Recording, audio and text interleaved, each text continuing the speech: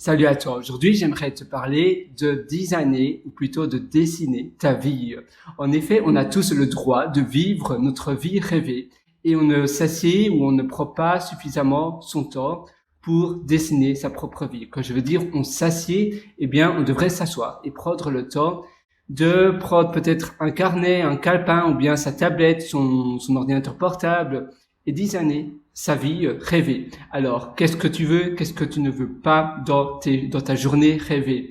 Les gens que tu veux rencontrer, le type de gens que tu ne veux plus rencontrer, les personnes que tu sais de toute façon ce sont des bonnes personnes pour toi et ils vont t'aider à t'évoluer, ils savent davantage que toi et tu peux apprendre énormément et ça va te stimuler, et l'opposé, les personnes que tu veux pas rencontrer parce que tu sais que ce sont des personnes toxiques qui vont te tirer vers le bas. Par exemple, faire le shopping ou pas faire le shopping. Est-ce que tu veux avoir ta nourriture du supermarché délivrée à ta porte? Ou bien est-ce que tu veux habiter dans le centre-ville ou bien dans la prairie, dans la campagne, dans une banlieue ou autre? Est-ce que tu veux avoir une vie simple, minimaliste? C'est vrai qu'au plus c'est simple, au moins il y a de problèmes, davantage on gagne de temps et au moins on a de l'énergie mentale à penser, ah oui, je ne trouve pas encore cela, j'ai tellement de choses, et tu vois toutes ces choses dans ton intérieur et ça t'encombre l'esprit même sans te rendre compte. Ou bien voilà, donc d'ailleurs c'est même pas une possibilité, je te conseille vraiment d'avoir aussi un intérieur minimaliste avec peu de choses. Évidemment ça ne veut pas dire seulement avoir une table et une chaise, mais peu de choses. Moi personnellement, voilà, ça c'est plus ou moins mon intérieur, tu vois, c'est plus ou moins, pour moi, c'est super équilibré. J'ai aussi une rice cooker où je prépare mon chocolat chaud, je prépare mes pâtes dans mon rice cooker, je prépare plein de choses en réalité, tout. Et puis j'ai la poêle pour faire le reste. J'ai aussi une poêle et une assiette. Je commence à sourire parce que c'est vrai que pour certaines personnes, et peut-être ça devrait pas être le cas, c'est étonnant. Mais je pense que pour moi, c'est la base et j'adore cela.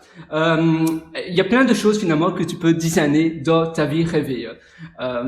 Finalement, il y a tellement de choses. D'ailleurs, regarde, moi personnellement, je suis végétarien, donc c'est pour cela que dans mon frigo, eh bien, il n'y a pas, il n'y a pas grand-chose. Mais j'ai une assiette, j'ai des bols, tu vois, voilà, et des tasses que j'ai reçues, sinon elles devraient pas être là. Et d'ailleurs, je vais en donner 3 vu que j'en ai 4. Et voilà, tu vois, donc finalement, une assiette, d'accord, même si tu es en couple, une assiette, eh bien, tu partages à deux de la même assiette. À nouveau, voilà, c'est pas vraiment mon éducation. Moi, personnellement, mon éducation, c'est manger à table avec chacun une assiette, un verre, un set de table, une nappe bien dressée, etc. Mais finalement, je trouve cela assez chouette parce que dépenser sa vie à faire la vaisselle, eh bien, tu sais que ne fût-ce que 20 minutes par jour de vaisselle, matin, midi, soir, etc., eh bien, imagine combien de temps ça prend. Même le lave-vaisselle, mettre la vaisselle de la vaisselle, ça prend du temps. Chaque minute économisée, c'est de la vie économisée. Même 5 minutes à te faire ton café par jour, eh bien, 5 minutes fois 7, ça fait 35, tu vois, ça fait plus d'une demi-heure par jour. 20 minutes à passer la vaisselle, et c'est minimum finalement 20 minutes sur une journée entière à passer la vaisselle, ça représente déjà, eh bien, 2 heures et 20 minutes par semaine.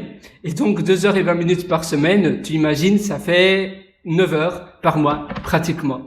Et c'est énorme. Et 9 heures de vie, tu pourrais faire beaucoup plus. Et finalement, la vie est courte. Tu sais, la vie, c'est un peu comme un train qui en marche et qui ne s'arrête jamais. On a tous, plus ou moins, c'est l'estimation globale, évidemment, ça dépend jusqu'à quel âge on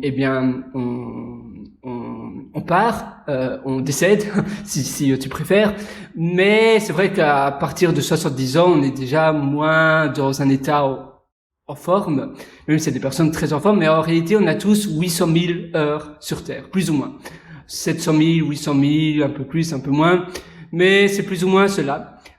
C'est une bonne tranche et c'est important de se réaliser cela parce que le temps, c'est la notion que l'on gère le moins. L'argent, on gère beaucoup mieux, pourtant, l'argent c'est un flux, ça va et ça vient. Le temps, Si tu passes 2 heures à faire quelque chose que tu n'aimes pas du tout, eh bien, c'est 2 heures de perdu à tout jamais. Tu ne pourras jamais récupérer ces 2 heures. C'est la même chose, si tu vas, par exemple, passer, je sais pas, si tu m'écoutes, là maintenant tu m'écoutes, eh bien, tu n'auras plus jamais ce même temps, à nouveau. Tu sais pas stocker le temps quelque part dans un frigo ou ailleurs. D'ailleurs, mon frigo, il aurait assez de place, mais malheureusement, non, il sait pas faire cela. Il n'y a pas cette fonctionnalité pour stocker le temps. On doit simplement bien optimiser, bien utiliser notre temps.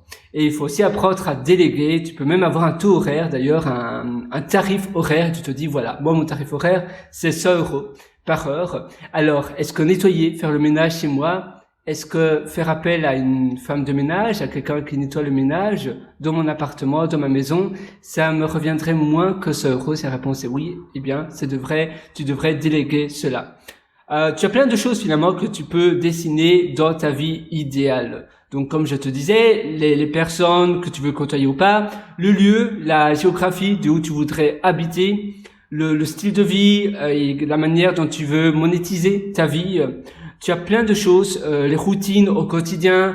Le matin, tu te lèves, qu'est-ce que tu as envie de faire le matin, ton hygiène de vie, ton alimentation, quel type d'alimentation tu voudrais manger dans ta journée idéale. Et tout cela, tu peux écrire et puis, eh bien, appliquer. Pas à pas. Évidemment, je suis bien conscient, tu ne sauras pas appliquer tout cela du jour au lendemain, mais chaque jour, tu appliques un peu plus. Et à nouveau, retiens bien cela, ça ne sert à rien de remettre à plus tard ce que tu veux faire aujourd'hui. Il n'y a jamais de moment parfait, et comme je te disais, le train est en marche.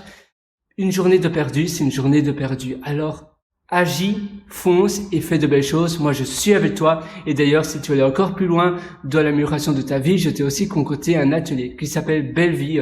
Et ça se trouve sur mon site pierrewriter.com, pierrewriter.com. Moi, je te souhaite tout le meilleur du fond du cœur et à une prochaine. Ciao.